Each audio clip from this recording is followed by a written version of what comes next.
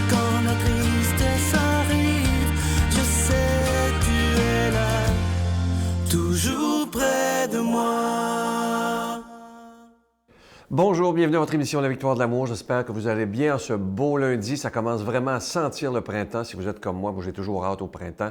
Aujourd'hui, j'aimerais, étant donné qu'on est encore au cœur du carême, partager avec vous un texte d'évangile que j'aime beaucoup, mais qui est tellement difficile à vivre. Je pense que c'est le plus difficile.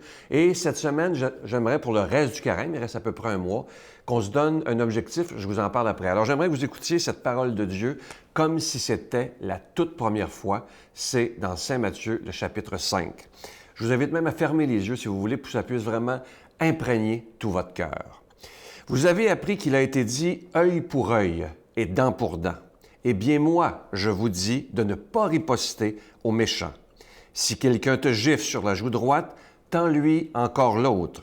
Si quelqu'un veut te poursuivre en justice et prendre ta tunique, laisse-lui encore ton manteau. Et si quelqu'un te réquisitionne pour faire 1000 pas avec lui, fais-en 2000. À qui te demande, donne. À qui veut t'emprunter, ne tourne pas le dos. Et la suite, là, ça se corse. Vous avez appris qu'il a été dit, tu aimeras ton prochain et tu haïras ton ennemi. Eh bien, moi, je vous dis, aimez vos ennemis et priez pour ceux qui vous font du mal, afin d'être vraiment les fils de votre Père qui est aux cieux, car il fait lever le soleil sur les méchants et sur les bons. Il fait tomber la pluie sur les justes et les injustes. En effet, écoutez bien ça, si vous aimez ceux qui vous aiment, quelle récompense méritez-vous? Les publicains eux-mêmes n'en font-ils pas autant? Et si vous ne saluez que vos frères, que faites-vous de si extraordinaire? Les païens eux-mêmes n'en font-ils pas autant? Vous donc, devenez parfaits comme votre Père céleste est parfait. Un texte qui est dérangeant dans notre société d'aujourd'hui. C'est tout le contraire de la société que Jésus nous invite à vivre. Et comme on est dans le carême, je vous inviterai aujourd'hui, après l'émission, à prendre un bout de papier et de faire une liste de gens qui vous ont trahi, de gens qui vous ont fait du mal, qui vous ont fait de la peine, à qui vous ne parlez plus parce que vous êtes en chicane. Moi, je dois vous dire que je l'ai fait. J'ai commencé à faire ça il y a quelques semaines, à prier pour une personne en particulier qui m'a fait vraiment du mal. Et je dois vous dire que c'est dur, pas à peu près. Les dents m'en gringent presque, parce que vous savez, quand quelqu'un nous a blessés, nous a fait du mal, et qu'on fait ce que Jésus nous demande, c'est-à-dire demander au Seigneur de bénir cette personne, lui souhaiter beaucoup de bonheur, beaucoup de succès, malgré le mal que la personne nous a fait, je dois vous dire, c'est très difficile. Mais avec le temps, moi, je vous invite vraiment à le faire. Faites une liste. Il y en a peut-être que ça va être plusieurs noms, il y a peut-être que ça va être une ou deux personnes seulement. Tu sais, ça peut être, il y a tellement de gens qui sont en chicane avec leurs voisins, ça peut être ça, avec la belle-sœur, avec un collègue de travail. Mais juste le fait de l'écrire, ça va mettre, vous allez voir, il va se passer quelque chose en vous et prenez votre liste et tous les jours, jusqu'à la fin du carême, priez pour ces personnes-là. Et n'oubliez pas une chose, et ça, je réalisais ça pendant le carême, c'est que si d'autres personnes font ça aussi et l'écrivent le nom sur une liste, je serai peut-être sur la liste de quelqu'un et vous serez peut-être sur la liste de quelqu'un. Parce que moi aussi, j'ai fait de la peine à des gens, sans le vouloir souvent, à des gens qui ne me parlent plus pour X raisons, et sûrement que vous aussi, ça vous est peut-être arrivé. Alors demandons au Seigneur de nous aider à vivre un vrai carême en priant pour ceux qui nous font du mal, pour ceux qui nous ont blessés et pour ceux qui parfois nous persécutent. Notre Père qui es aux cieux, que ton nom soit sanctifié, que ton règne vienne, que ta volonté soit faite sur la terre comme au ciel. Donne-nous aujourd'hui notre pain de ce jour. Pardonne-nous nos offenses comme nous pardonnons à ceux qui nous ont offensés. Ne nous laisse pas entrer en tentation, mais délivre-nous du mal, car c'est à toi qu'appartient le règne, la puissance et la gloire pour les siècles des siècles. Amen. La Victoire de l'amour vous invite à sa retraite spirituelle les 17, 18 et 19 mai 2019 sous le thème « Si vous saviez comme je vous aime, vous en pleureriez de joie ». En compagnie du Dr Gilles Lapointe, Sœur Angèle, Brigitte Bédard, Marie-Jeanne Fontaine, Miguel Padilla et Sylvain Charon. Nous aurons droit à un magnifique spectacle d'Étienne Drapeau le samedi soir.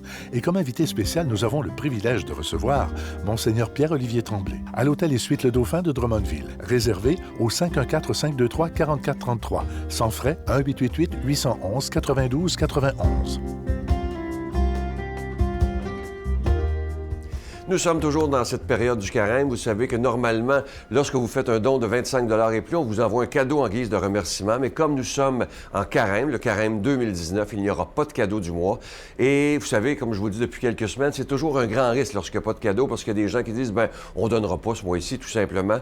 Mais moi, j'ose vous demander un don spécial du carême en disant, Seigneur, moi, je vais donner afin que l'émission puisse continuer et que la parole soit annoncée, mais sans rien attendre en retour, simplement parce que je t'aime. Et c'est le Seigneur qui nous dit sur ce beau panneau d'ailleurs, « Je compte sur toi pour annoncer ma parole.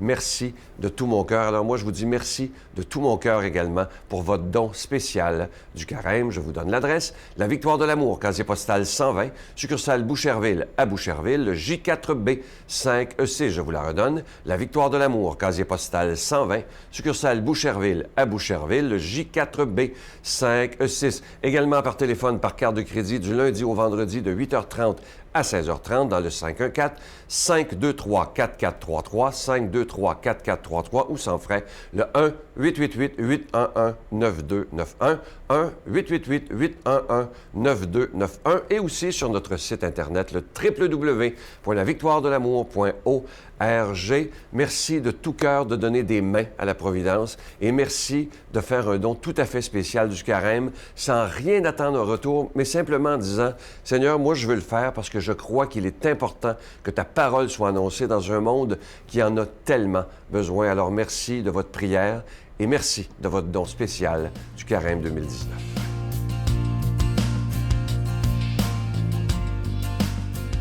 Mon Dieu, donnez-moi la sérénité d'accepter les choses que je ne peux changer, le courage de changer les choses que je peux et la sagesse d'en connaître la différence.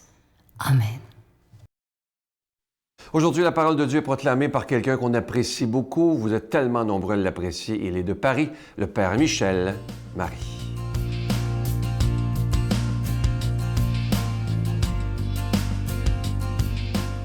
Chers amis, c'est toujours un véritable bonheur que de vous retrouver et de lire aujourd'hui avec vous cet évangile fantastique. Évangile de Jésus-Christ selon saint Luc. En ce temps-là, au 6e mois d'Élisabeth, l'ange Gabriel fut envoyé par Dieu dans une ville de Galilée, appelée Nazareth, à une jeune fille vierge, accordée en mariage à un homme de la maison de David, appelé Joseph. Et le nom de la jeune fille était Marie. L'ange entra chez elle et dit « Je te salue, comblée de grâce, le Seigneur est avec toi. » À cette parole, elle fut toute bouleversée et elle se demandait ce que pouvait signifier cette salutation. L'ange lui dit alors « Sois sans crainte, Marie, car tu as trouvé grâce auprès de Dieu. Voici que tu vas concevoir et enfanter un fils, tu lui donneras le nom de Jésus. Il sera grand, il sera appelé Fils du Très-Haut. Le Seigneur Dieu lui donnera le trône de David son père. Il régnera pour toujours sur la maison de David et son règne n'aura pas de fin. » Marie dit à l'ange, « Comment cela va-t-il se faire, puisque je ne connais pas d'homme ?» L'ange lui répondit, « L'Esprit Saint viendra sur toi, et la puissance du Très-Haut te prendra sous son ombre. C'est pourquoi celui qui va naître sera saint, il sera appelé Fils de Dieu. Or, voici que dans sa vieillesse, Élisabeth, ta parente, a conçu elle aussi un fils, et elle en est à son 6e mois, alors qu'on l'appelait la femme stérile, car rien n'est impossible à Dieu. Marie dit alors, « Voici la servante du Seigneur, que tout m'advienne selon ta parole. » Alors, l'ange la quitta. Mes frères bien-aimés, aujourd'hui, c'est jour de fête. Nous laissons le carême avec ses efforts et ses résolutions et nous sabrons le champagne en l'honneur de Dieu notre Père qui a choisi de venir à la rencontre des hommes en envoyant son Fils prendre corps dans le ventre d'une jeune fille exceptionnelle devenue par la suite la reine des anges, la reine des hommes, la reine des cieux. Cette histoire semble rocambolesque, surréaliste et pourtant, elle est bien réelle. Certes, il faut la foi pour la recevoir, mais les faits sont là. Le Christ est né d'une vierge qui, bien que mariée à un certain Joseph, a eu pour unique époux l'Esprit Saint qui, en ce jour, la féconde de toute sa puissance. Alors qu'elle est sans doute en train de vaquer à ses occupations ordinaires, un ange se pointe, le fameux Gabriel, et il lui révèle le mystère inconcevable. Après l'avoir salué et comblé de compliments, il lui annonce la conception d'un fils. Il faudrait dire la conception d'un roi dont le règne ne finira jamais. Et c'est bien ce qui se passe. En effet, à l'heure présente, le Christ continue de régner sur la conscience de plus d'1 milliard d'hommes. Marie ne doute pas un seul instant de la parole de l'ange, mais elle demande simplement comment cela sera possible, puisqu'elle a décidé par amour pour Dieu de vivre avec Joseph sans relation charnelle.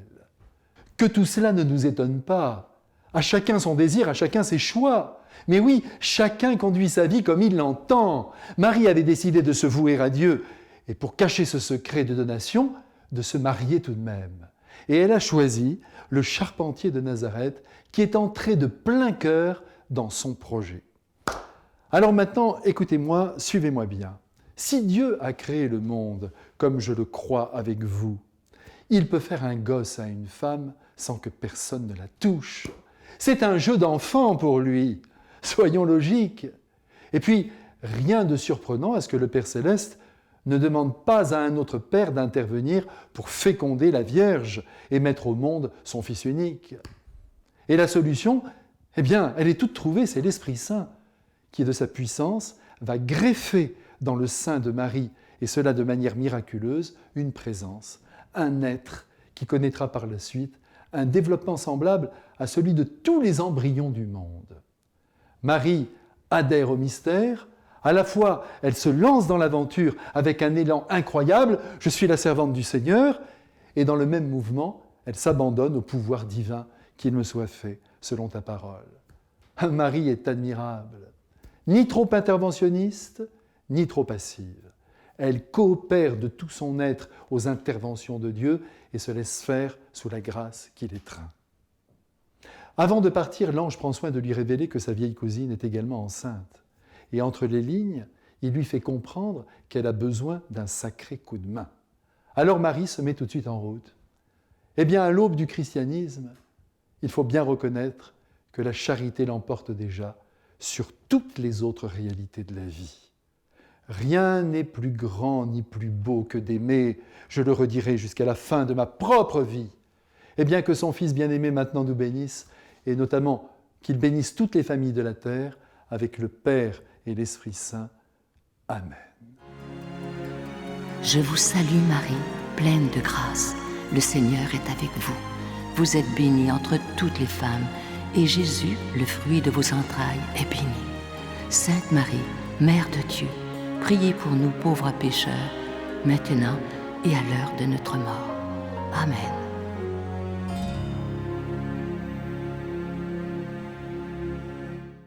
Je vous invite, je vous en parle depuis quelques temps déjà, cette belle journée à l'abbaye de Saint-Benoît-du-Lac. Imaginez, j'en reviens pas de ce grand succès. Je suis tellement content. Imaginez, le 10 avril, c'est complet. Le 15, le 16, le 17, tout est complet. Il ne reste que quelques places pour le 9 avril. Alors, si vous voulez venir avec nous, ce sera des très, très beaux moments. Je vous rappelle d'où les autobus vont partir. Drummondville, Gatineau, Granby, Laval, Longueuil, Montréal, Québec, Sherbrooke, Saint-Hyacinthe, Valleyfield, Beauce, Bois-Franc et Lanaudière. Ceux qui seront avec nous, Brigitte sera là, l'abbé Donald Thompson, l'abbé Claude Paradis, le prêtre de la rue, je serai là évidemment, et on passera des beaux moments, entre autres à l'abbaye de Saint-Benoît-du-Lac. Je vous rappelle que le transport est inclus, le dîner, le souper, toute l'animation, et c'est à partir de 149 $. Voici le numéro pour réserver. Il ne reste que quelques places le 9 avril. C'est le 1-877-277-4412. 1-877-277-4412. Venez vivre avec nous de beaux moments là où ma vie et celle de Brigitte a changé à Saint-Benoît-du-Lac. Je me promène sur la rue Sainte-Catherine, je pense au suicide. Il y a une petite église, l'église Notre-Dame de Lourdes, qui est ouverte. Alors j'entre, la présence réelle est là, et là je dis à Dieu, tu as deux choix. Soit que tu prends ma vie, parce que je voulais me suicider, ou tu lui en donnes un sens.